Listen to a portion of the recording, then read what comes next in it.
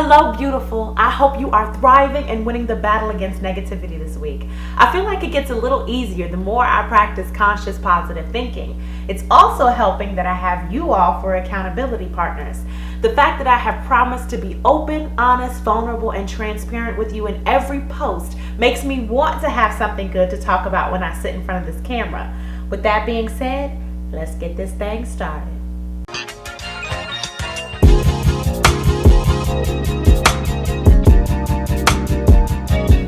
Last time, I talked about journaling as a way to identify your enemy, as a way to identify the negative thoughts that are on repeat in your mind. You know, sometimes we get to a point where we just accept the mediocre way we think about ourselves because we've been listening to those thoughts for far too long. It's time to get woke, child. No more autopilot thinking. With all the stuff that we actively watch, television, movies, our weight, our backs, our mouths, it is time to actively watch our thoughts. So, if you haven't started journaling, get to it. What I struggle with in my mind may look like what you're struggling with, but there is so much more that goes into why I think certain things I do. From things like our childhood upbringing to our adult life experiences or our various education levels to our relationship with God, there are many factors to take into account when considering the whys of our negative thinking. That's why journaling is so important. It's a confidential and safe way to identify your personal triggers and how the enemy whispers in your ear.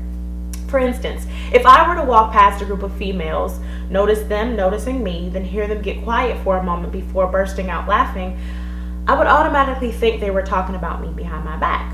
Why? Because this used to happen a lot in grade school. Now granted, I've learned to keep it pushing and not internalize it like I used to, but there's still a certain experience that causes me to feel a twinge of insecurity in situations like that. In the same respect, only you can identify those triggers that no one else can fully understand. Even though others may sympathize, they haven't lived your life. There's only one you, and you need a battle plan that's as unique as you are. Once you've got a good idea of what the enemy uses to make you think negatively about yourself, it's time to take his tactics and combat them with the Word of God. Because the Bible is chock full of verses about any and everything, this is the easy and fun part. While the enemy may think he's crafty, our God is the master craftsman. There is nothing the enemy can infect us with that God doesn't have the antidote for. I get so excited just thinking about that. It's like, what is wrong with stop shaking your face, stop. Oh, sorry. So, practically speaking, here's what you need to do to customize your very own battle plan against negative, self-sabotaging thinking.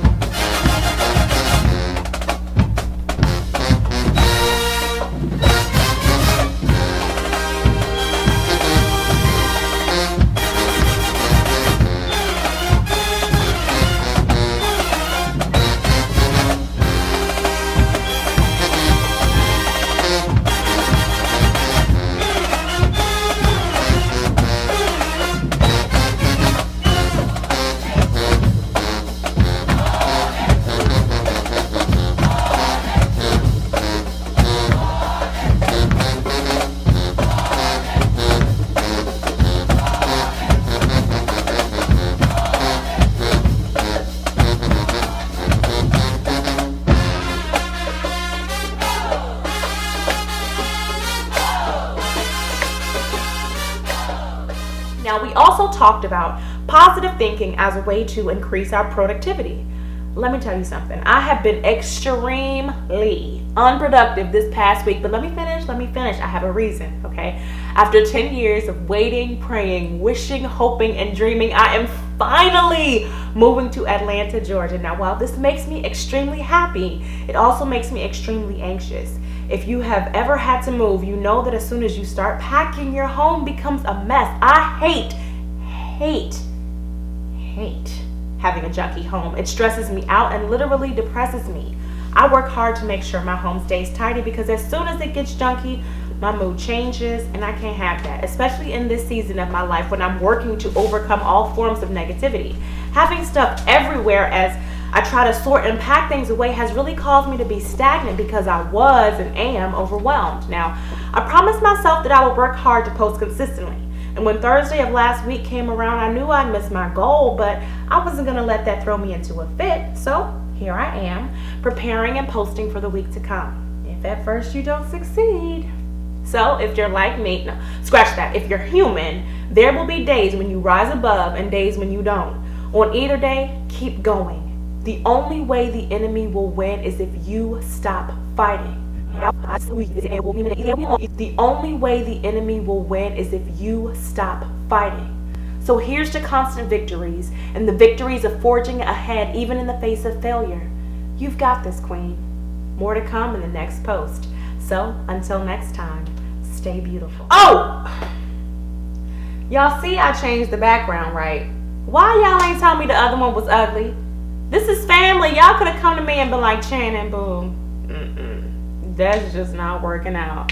I was trying so hard to be girly and pretty that I compromised the professional, well put together look. Come on, y'all. Next time, make sure y'all don't have me out here looking crazy. Okay? We trying to go to the next level.